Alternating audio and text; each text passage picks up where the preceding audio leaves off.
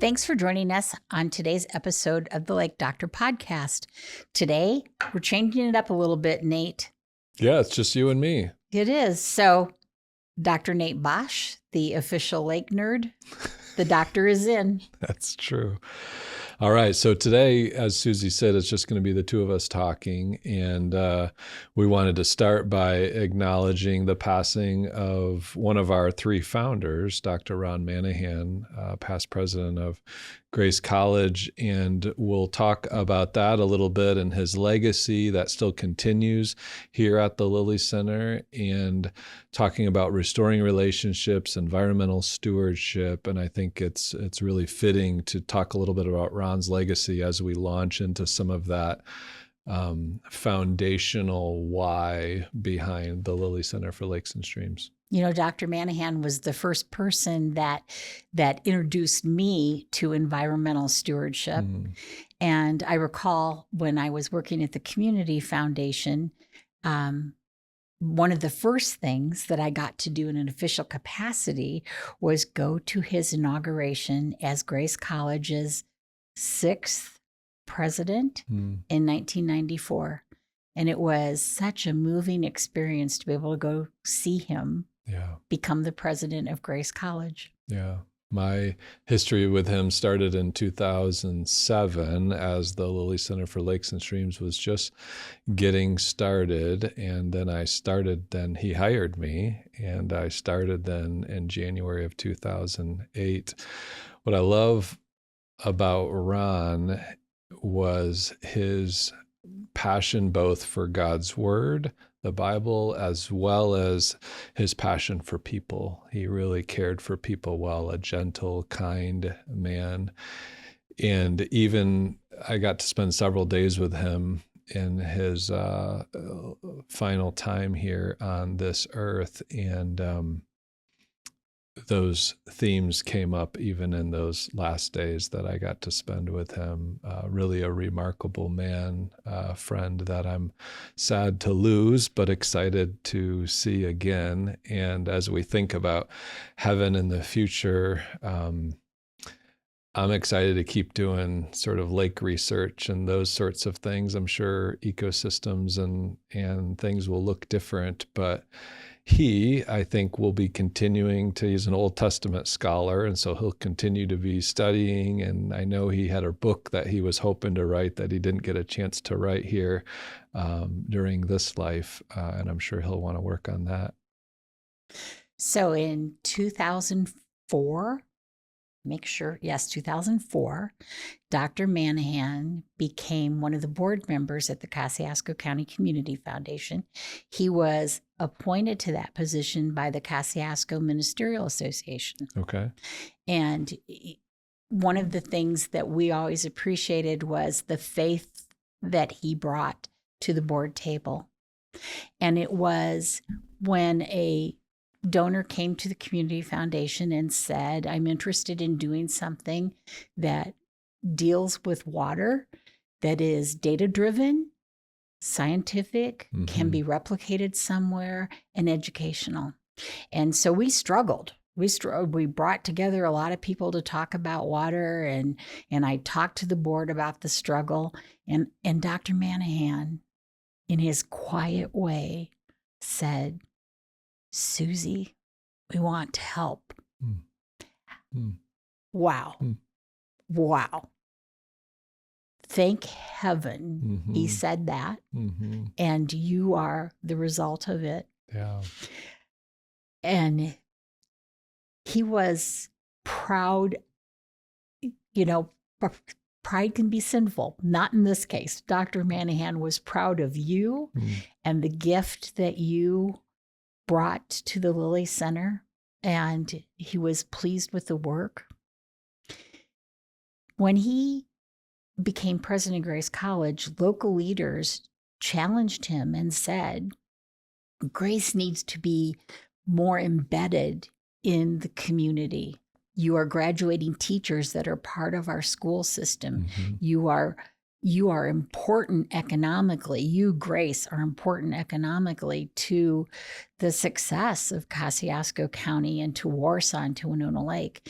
And he took that charge seriously and made wonderful inroads, and how Grace is now embedded in our community. That was certainly a legacy.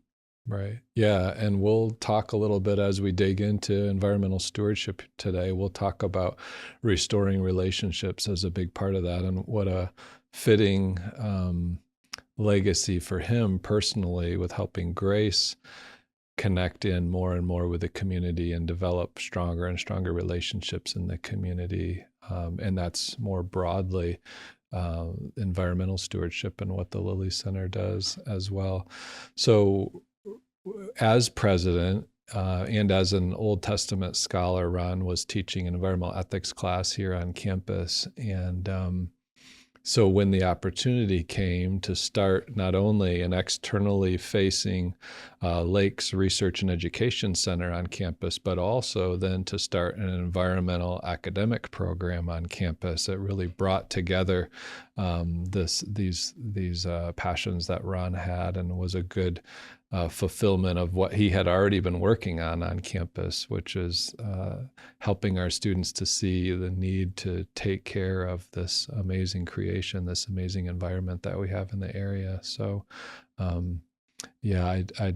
I really appreciate what he did to get us started. And like I said at the beginning, 3 founders, you were one of those as well at the community. I was just the matchmaker. So we had our original donor, Frank Levinson. And we should mention to our viewers and listeners, if they want to go back and dig into the founding of the Lilly Center a little bit more in depth, we have an episode in season 1 where I sort of interview you and Dr. Frank Levinson and Dr. Ron Manahan. That was a fun episode. And oh my gosh, didn't Dr. Manahan's humor shine in that? Yeah, it did. It did. He's talking about ancient languages. And as you said, sort of a quiet, slow talker. We didn't speed him up at all on that episode, but we were able to increase the volume a little bit so everybody can hear the wisdom that he shared. Our listeners and our viewers who are of my generation, not so much the younger ones, are going to resonate with this. People in our community would say Dr. Manahan was like E.F. Hutton. E.F. Hutton was a financial firm, and their commercial was, when E.F. Hutton speaks, everybody listens. And that was the way with Dr. Manahan, because he would, in his quiet voice, say something, and everybody had to be really quiet and lean in to hear what he had to say. Yeah. Yeah. He is missed for sure. So we're recording to our listeners and viewers, we're recording this episode just about a week after he passed away, although this will be released probably a month or 2 after he passed. And so it's still fresh in our minds, which is why we're pausing and a little bit emotional about that on this day. We are. But, Nate, I think it's really important that our listeners understand the values that are embedded in the Lilly Center. And you talked about restoring relationships. Yes. Yeah. So let's dig into that a little bit. So when we look at the Old Testament of the Bible, it starts with Genesis. And already in the first 2 chapters of Genesis 1 and 2, we see God creating the world, the natural world that now we are enjoying and taking care of. And that relationship part is really interesting. And I teach ecology, 2 different ecology classes here on campus. And ecology is all about the interrelationships between plants and animals. And God could have made the world in a different way where things were more independent and isolated, but he chose to make everything in an interrelated sort of a way. I think that's a good picture of how he wants our lives to be interrelated, both with him as well as each other and the rest of creation. it's interesting, the words, and especially Genesis 1. So God would make something and he would call it good, and he would make something and call it good. And then towards the end of Genesis 1, it says, and when God saw all he had made, he called it very good. So once in whole, when everything is there, interrelated to each other, people with the rest of creation, then it's very good. And that's what we're trying to do at the Lilly Center for Lakes and Streams. We're trying to get back as best we can to the very good, where things are interacting naturally and properly in a healthy ecosystem, in balance, with diversity. And it's a really rewarding way to look at the environment around us. God made it. Also in Genesis 1, and then also repeated in Genesis 2, was God's mandate for humans to subdue, rule, cultivate, keep, to be stewards of this amazing world that he made. And so that environmental stewardship call we take very literally at the Lilly Center. And what I think is cool is when our mission at the Lilly Center is making our lakes and streams clean, healthy, safe, and beautiful. And when we make a lake clean, when we make it healthy, safe, when we make it beautiful, we allow those relationships to start to thrive and start to be interconnected once again. If you think of the worst polluted stream or lake, those relationships are going to be broken and they're not going to work the way they are supposed to. But when those things are clean again and we have the right chemistry, the right physics, the right flows, the biology, the ecosystem is going to start to come back together again in those relationships. And I think that's such a cool thing. And when we look more broadly at the Lilly Center, the way we do that is we work in research and education and collaboration, and all of those things require people working together, right? And there's an idea of restoring relationships there too, as we work together well with partners, as we work together well with our student interns that are working here at the Lilly Center, with other community members. Even if we can have a spiritual influence on folks around us to think more seriously about the God who made all of this and his son Jesus, who wants a relationship with each of us, it can help put things back into balance, back into relationship as was originally intended. So we have a tall order at the Lilly Center to do these things. It's a lot of work, but it's also our pleasure because it's really compelling and satisfying to do what we get to do too. Yeah. What are you thinking? You're teared up. It's an awesome legacy that Dr. Manahan helped shape. Mm-hmm. And thank you for teaching us about this. And as you were talking about lakes being in balance, I hear you talking about plankton and fish and all the stuff that lives in the lake, mm-hmm. and how important it is to keep things that don't belong out and help the things that belong thrive. Yeah, we've talked about a lot of those topics on the podcast here. We're now in the second season, and a lot of episodes have dealt with those things in balance, the diversity of different plants and animals. You know, we need the native ones that are supposed to be here, and they're the ones that help that balance the best. But as things interact with each other and function as a whole healthy ecosystem, that's when people around our lakes are going to be able to thrive. The economy around our lakes thrives. The family memories and gatherings are able to thrive. Everything starts to fall into place when we get those original building blocks of a clean and healthy lake, when we get those things in place. And you're right, It's the food chain, as you were describing there, right? We've got the phytoplankton, the algae, and then the zooplankton, the tiniest little animals and the little fish and the bigger fish eating them. We've got wetlands, as we've talked about, and how wetlands can clean water before it gets into our lakes and streams. We've talked about groundwater and that its importance. We've talked about weather and the importance of weather as a driver. And we've talked about different individual critters, whether it's fish or we've talked about mussels or mud puppies. All of these different components are what make that interrelated, well-functioning ecosystem. So you knew Dr. Manahan well, not long, but well. Why, beyond an appreciation for God's creation, why do you think he was attracted to environmental stewardship?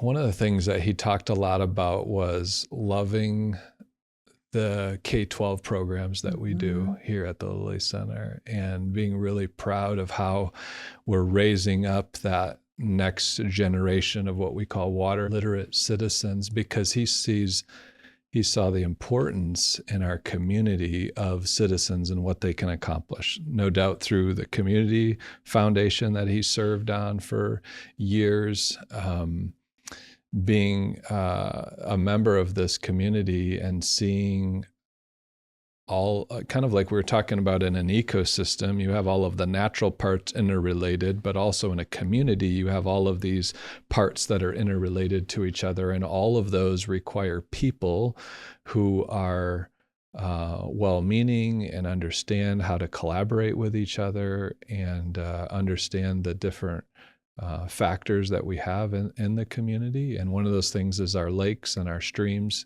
especially here in Kosciuszko County in northern Indiana, since we have over 100 lakes and 600 miles of streams.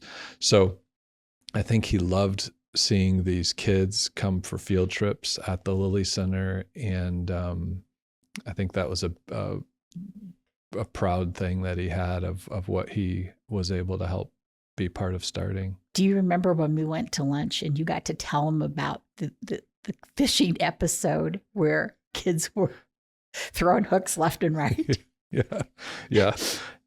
I think he was a little more animated than normally we would see him. But I mean, those fishing experiences, here we have, as I just said, all of these lakes, but yet usually less than half of the kids that come to these field days have held a fishing pole or have been able to go fishing. They haven't had those experiences in their life for whatever reason. And so to be able to give kids the privilege of holding a fishing pole and cast and maybe catch a fish. We don't catch a lot of fish because there's a lot of commotion on the shoreline, but those can be really proud moments for these young kids. And it helps the kids see that these lakes are homes for these fish. And hopefully then as these kids grow up and grow in water literacy through some of our educational programs, they're going to remember that experience. They're going to remember that fish and mud puppies and turtles and frogs call these lakes home. And so we better take care of these water resources in our communities because they are that important home for these critters. We've got this aquarium right behind us on the Lake Doctor podcast set, and this is the exact size aquarium that goes out in local libraries in our schools and classrooms in our schools, and that's another way that these kids can learn about our local lakes. We even call it lake in the classroom or lake in the library because it's sort of a miniature lake that's brought right there with local fish. Now our fish here are mostly hiding behind some of the plants and rocks in there, but kids can again see that these local critters are calling these things home right from their desk or from their seat in their library, and hopefully that will leave a lasting impression on them. And then kids come to the Lilly Center for field trips and get to see the big aquarium here.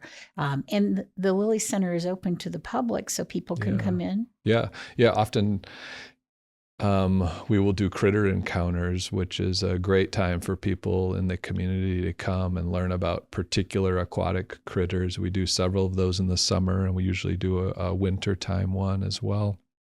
So people can check our website, lakes.grace.edu, and see what upcoming events. But even if there's not a specific event, we always love it if people want to contact us and come for a tour and see what we're doing. Or during normal business hours, typically the building is open and people can come and look at some of our aquariums and see some of the critters here. And we've got some signage around those as well, which can tell about what's in there. And most of our animals are named as well. We have Mabel the mud puppy, for example, and Monster the turtle, for example. So probably about a year ago, maybe a little bit longer, Dr. Manahan got to come here and have lunch with us at the Lilly Center. Yeah. And do you recall, did he kind of get behind the scenes and see some of the lab work? We did a tour as part of that afternoon, I remember. Yeah, I think we were up in the research lab upstairs. I think we were back in the aquarium lab, kind of behind the scenes. And I remember him, as well as you, as well as Dr. Levinson, all of you just having a real proud moment of kind of what the Lilly Center has become over these years since 2007.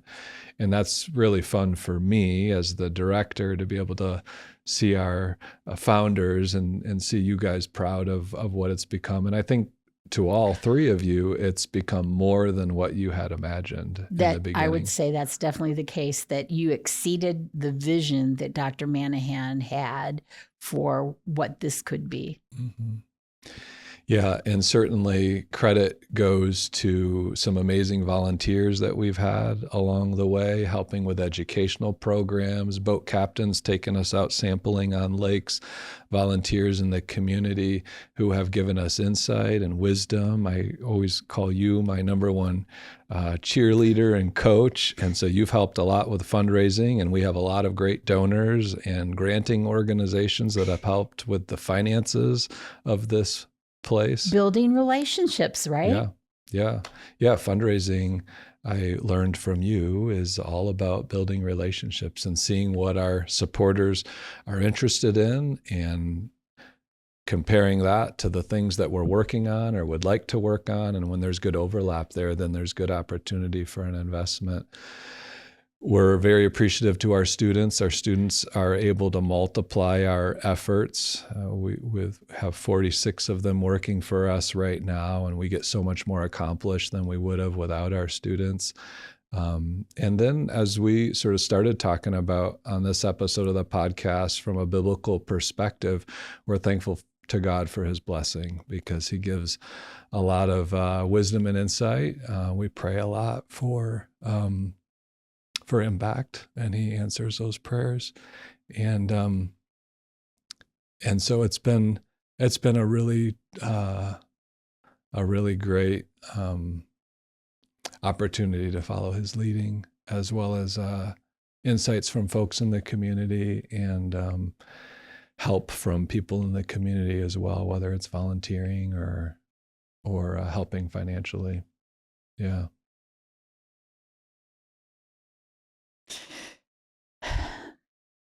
I said this was going to be a hard episode. But it's a celebratory one too. Mm-hmm. Yeah. We are thankful to God for the life of Dr. Manahan, for what he poured into Grace College, into his family, into our community. Yeah.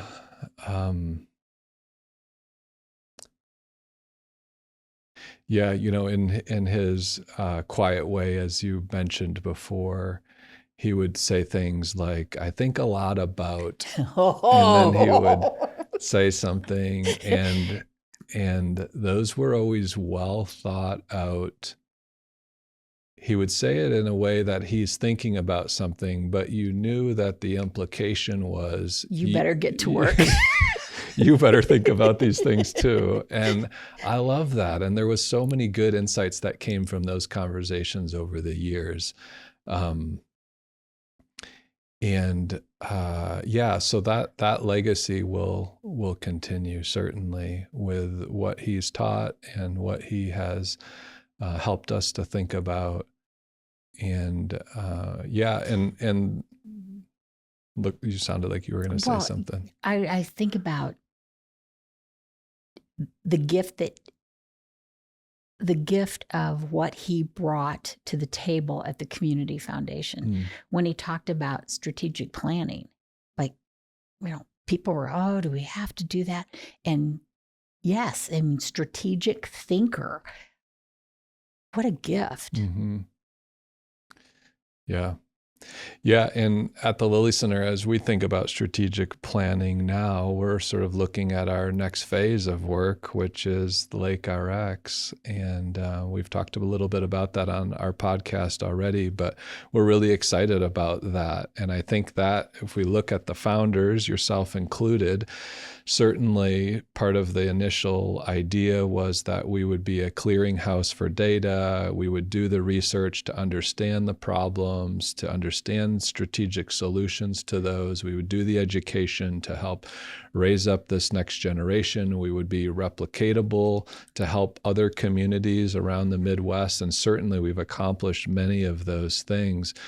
The next step then is to put that knowledge and that expertise into practice and taking action with some of those solutions and fixing some of those problems that have been identified. And so we're really excited to come alongside our partners. So it's part, again, of that collaboration pillar, one of our 3 pillars, and help them, whether it's financially or investing time or expertise with them, and start to see some solutions to some of the problems that we've noticed. And I think that's a testament to Dr. Manahan and Dr. Levinson and yourself as well, because all of you are action-oriented people, and this was always an action-oriented endeavor.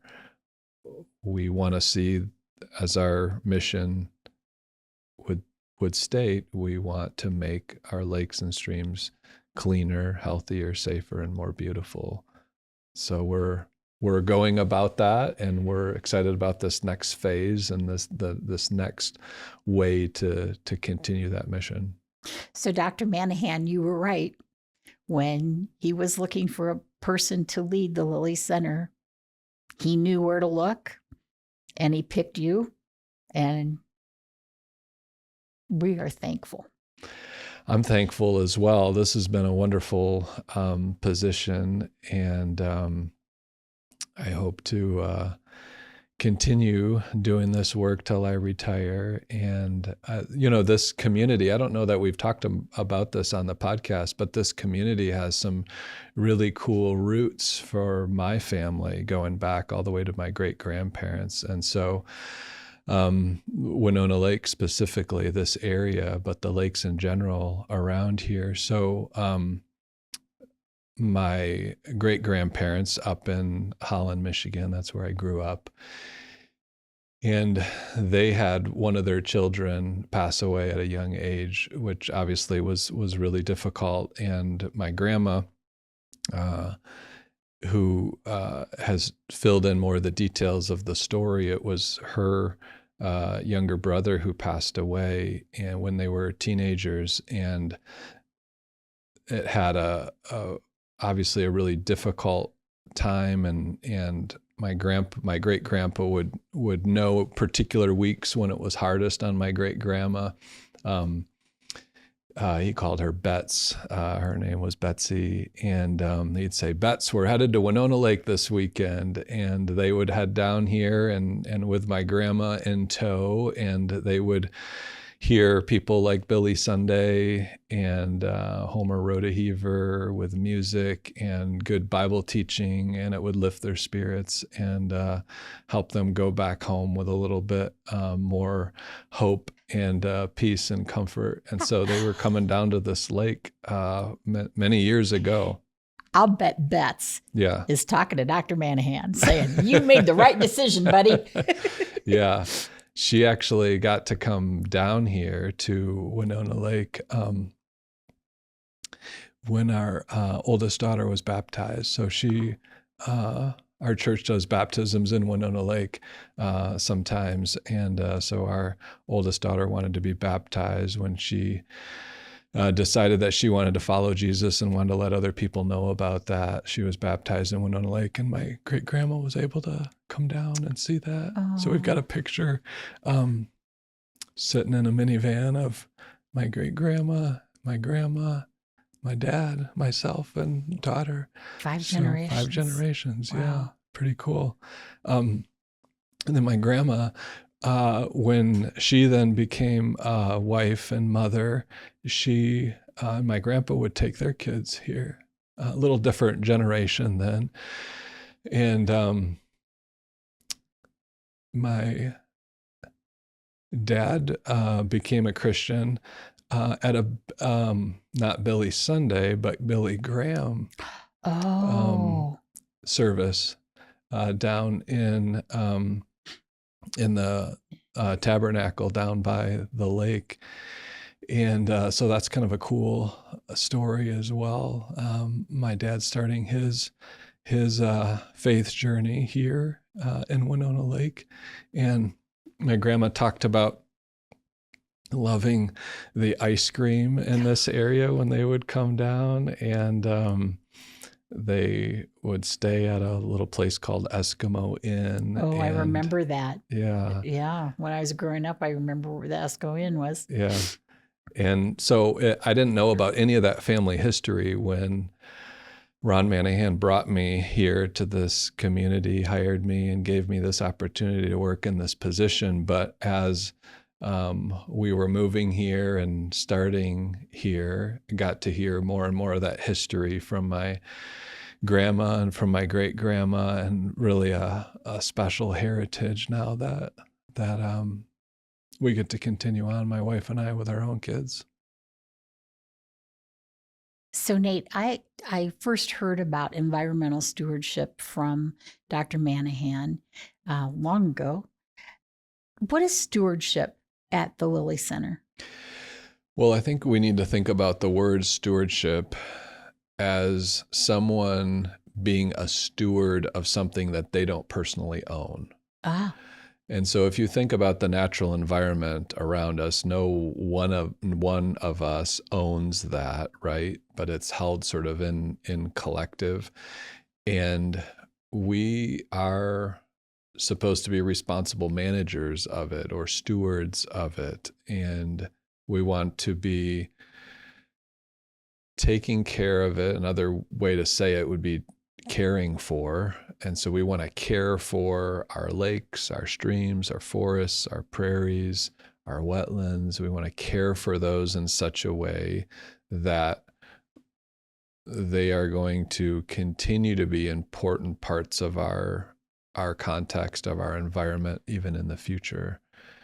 And we can do that from a pragmatic, sort of self-serving way, because these natural systems provide a lot of what we call ecosystem services for us as people. They help our economy and those sorts of things. They provide family memories and gathering places, but also in a more altruistic way and in a more responsibility way. It goes back again to that original mandate in Genesis and the Old Testament of the Bible of, being stewards of God's creation, cultivating, keeping, subduing. These are words that help flesh out this stewardship idea. And so when we look at our local lakes and streams, which is what our mission is geared towards, we want to be stewards. We want to care for those things, just as you would steward something that's precious to you, a family heirloom, or your finances, or a beloved pet in your family. We want to be careful for that and help those those ecosystems, those natural resources, be sustained for the future, so that other people are also going to be able to enjoy those things down the road. You talk about the impact of family Mm-hmm. on values and our understanding of stewardship. And I recall my dad, so like I'm probably like your grandma's age. And back when I was growing up, we went around and picked up litter. And that wasn't a thing that everybody was doing. And it's more fashionable now, but Right. I remember my dad saying to us, you didn't call it environmental stewardship, but we need to take care of God's creation. Right. Yeah, stewardship is kind of one of those kind of fancy words that maybe some nerdy people like me throw around, but sometimes we don't really think about the meaning of it. And sometimes folks probably hear the word and aren't sure what it means. So I think it's good that we're kind of talking about what do we mean by that. And I think the way you just said it, caring for something, I think is a good way to think about that. We don't really use the word steward so much, being a good steward of something. Maybe we talk about it financially sometimes is probably the most often way that it's used, but we can be a good steward of our local natural resources as well. Our time. Yeah. A lot of the gifts that we receive. Right. Right. Right. And that goes back again to that balance idea that we talked about. In an ecosystem, you want good balance between those different features, all working together, interrelated, and that's good stewardship. And I think Lake Doctor RX is an answer to the whole puzzle of stewardship. Being able to, you've identified a problem, now we can write a prescription for that problem for a lake and fix it through Lake Doctor RX. Yeah.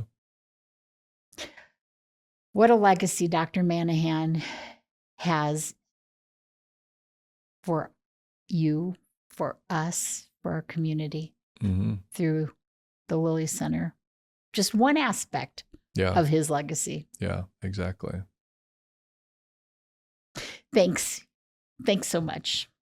You made this hard one not so hard. Yeah, some tears, but good things have happened as a result of his life, and also you and Frank Levinson as well. So thank you. Thanks for listening to this episode of the Lake Doctor Podcast.